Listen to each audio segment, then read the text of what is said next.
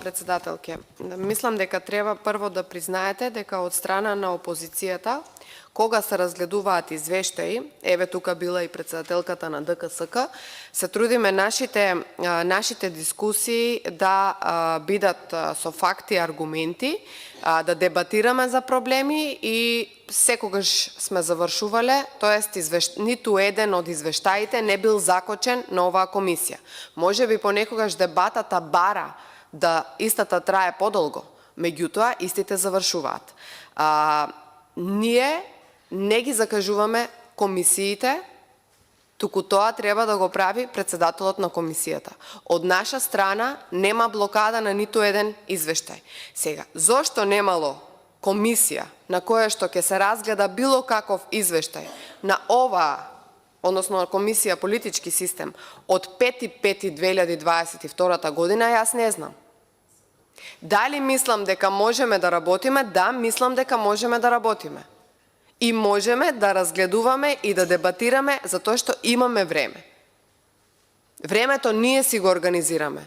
Иницијатива за седнување и договарање на одредена начелна стратегија за тоа како ќе работиме на оваа комисија можеме да го направиме уште веднаш. Ама тоа не треба да го инициираме ние како опозиција.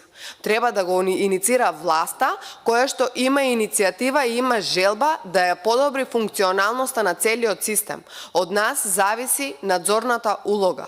Ние треба да ги дадеме забелешките и заклучоците на сите извешти и да ги доставиме на владата и после тоа да бараме од министерот или од другите министри да ни реферираат во врска со одреден проблем кој што го има одредена институција. Затоа, значи, од 5 месец сме немале комисија за политички систем. 5.5 била последната, на која што бил годишниот извештај на работата на Државната комисија за спречување на корупција 2021 година.